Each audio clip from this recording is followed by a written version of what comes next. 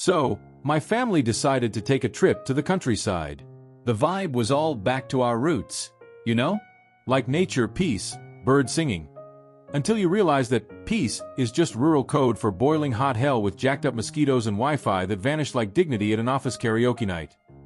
My mom, who thinks she's some kind of logistics captain, made a list of essential items.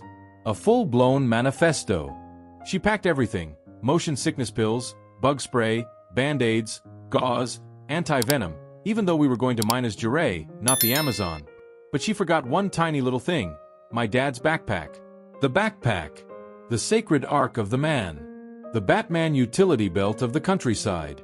It had everything: his ID, wallet, sandals, blood pressure meds, the dog's kibble, and a fork. Yes, a fork.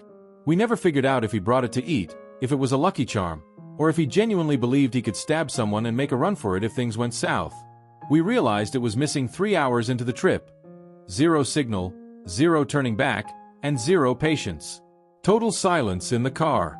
And my dad, channeling the Buddha of the backroads, goes, "Well, I'll just live off the land."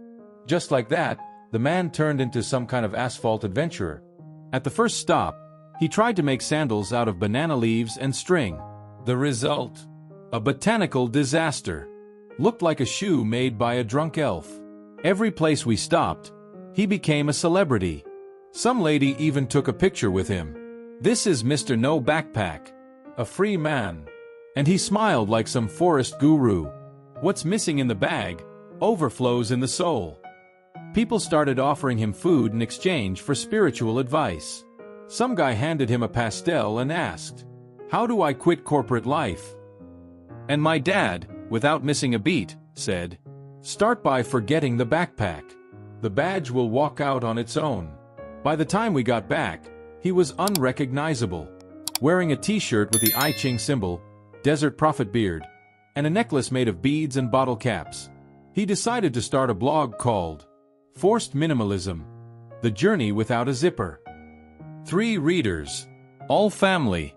And even then, my aunt commented, "I thought it was deep, but it needed a cake recipe." Moral of the story? Never underestimate the power of a fork. And next time, I'm forgetting my backpack. Who knows? Maybe I'll get a book deal and a speaking tour. Hey guys, welcome to our channel. Waking up early is basically a government-approved prank. It's like taxes, but with dark circles under your eyes. And there's always that one enlightened soul who proudly says, "I wake up at 5 a.m. to go running." Congrats, champ. I wake up at 5 a.m. to stare at the ceiling and think, what if I had become an ostrich smuggler back in 2009?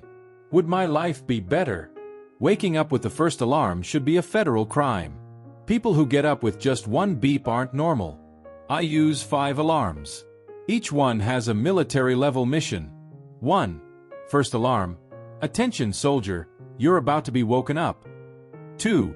Second. Ignore with disdain. 3. Third. Now it's personal. 4. Fourth. Throw phone at the wall. 5. Fifth. Get up. Or accept your fate as a useless worm. Then daylight creeps through the window like a government auditor. It bursts in like, "Good morning. Life is happening, you lazy bum. Chill, son. Let me finish my existential crisis before I face reality." Then you look in the mirror. And the mirror looks back at you. Scared. You look like you lost an MMA fight against your blanket and got knocked out in the first round. There's a piece of hair pointing at Jerusalem. Another one aiming at Saturn. Your face is all wrinkled like a bill that got left in your jeans. And your eyes are like, "Please, take me back to the pillow." You go brush your teeth. And BAM. Explosive mint flavor right in your soul. Whoever invented radioactive Arctic Abyss toothpaste should be tried in The Hague. That thing hits your mouth and it feels like a peppermint exorcism. Out, spirit of laziness. And of course, the famous, just 5 more minutes. The biggest scam in human history. You close your eyes for 5 minutes. Next thing you know, it's noon, the world has ended, and you dreamed you were late, because you were. And there's a message from your boss that says, "We loved you. Good luck out there." Moral of the story? Waking up early is a gift. A superpower. Like flying. Except instead of wings, you get eye bags, back pain, and a deep desire to vanish. I'm just waiting to be bitten by a radioactive alarm clock that turns me into early man. Until then, I remain the snooze hero. The drawer. The one that if you open it too hard, you might summon a spirit from the past. You open it and find a past that not even therapy can fix. The other day I thought, today's the day. I'm gonna organize that drawer. 3 hours later, I'm in pajamas, listening to music, and questioning all my life choices. The drawer had a rusty paperclip, 3 pennies, a charger from 2004, a manual for a fan that burned out in the summer of 2012, and a whole bunch of junk. Oh, and there was a remote control. No batteries, no back cover, no dignity. Probably from a TV that went to appliance heaven a long time ago. Then you think, at least I'll find a good pen. Found 3. One writes only in Hebrew, another is completely dried out, and the third is a promo pen from a pizza place that went bankrupt. But the peak was the headphones. Just one. Single. Abandoned. Seen things. That thing was tangled in a knot that defied the laws of physics. You pull it, and out comes a bobby pin, a receipt, and your ex's soul. And I swear, it looked at me. Looked at me. That lonely headphone seemed to say, I used to be happy. I used to be stereo. And there I was, staring at it like running into an ex at the supermarket. You know it's not gonna lead anywhere, but you kinda wanna ask, was it nostalgia or just lack of options?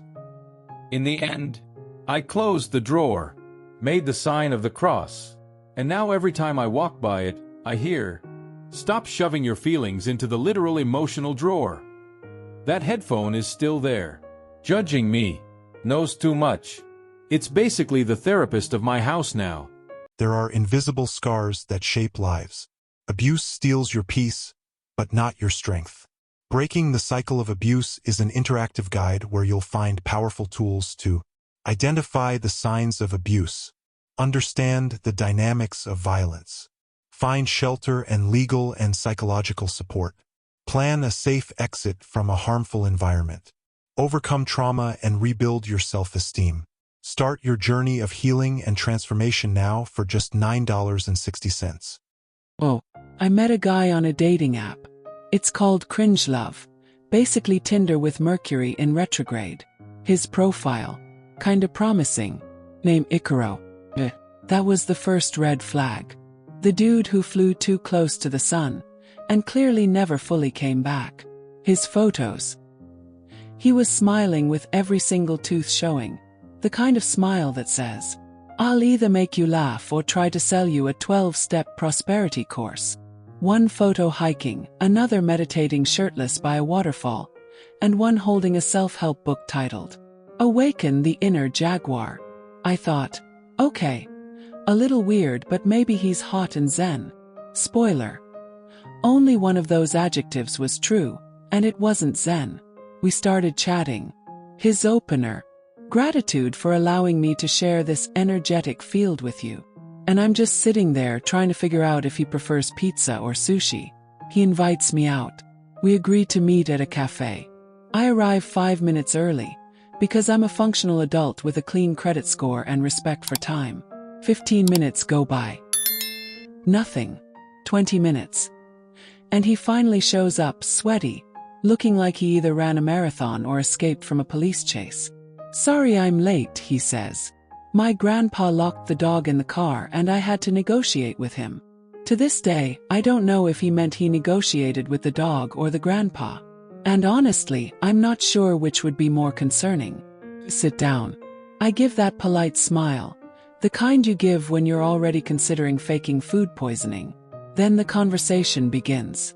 Except it wasn't a conversation. He spoke in motivational quotes. Stuff like, life is all about choices, like salad dressing.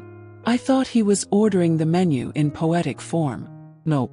He started coaching the menu. You must visualize the dish that will elevate you. I ordered soup.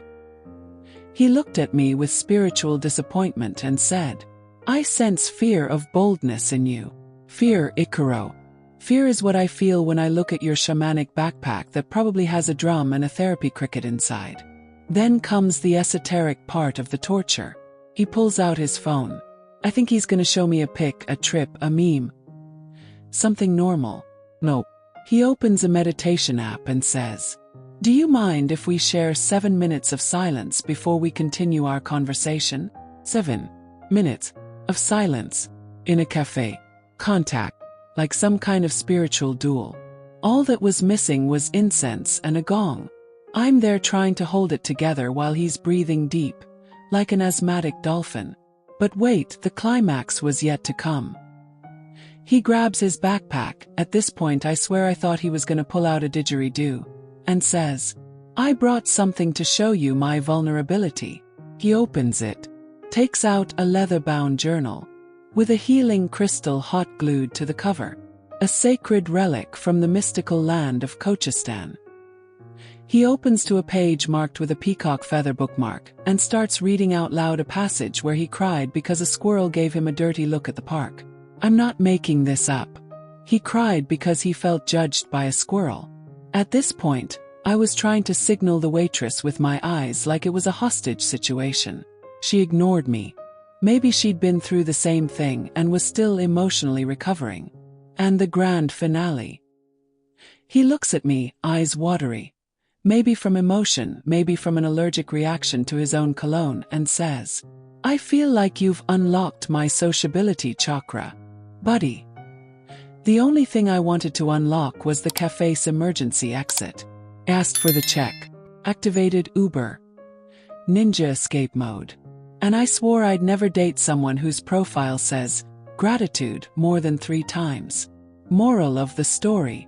If you're gonna date someone from Cringe Love, go with faith, bring some luck. And keep the Uber app open with your finger hovering over. Arrive faster than the trauma. Want more mysteries, twists, and exciting moments? So you can't miss this video. Click now and continue this journey of fascinating stories. Don't forget to subscribe to the channel and activate the bell so you don't miss any news. Leave your comments and see you next time.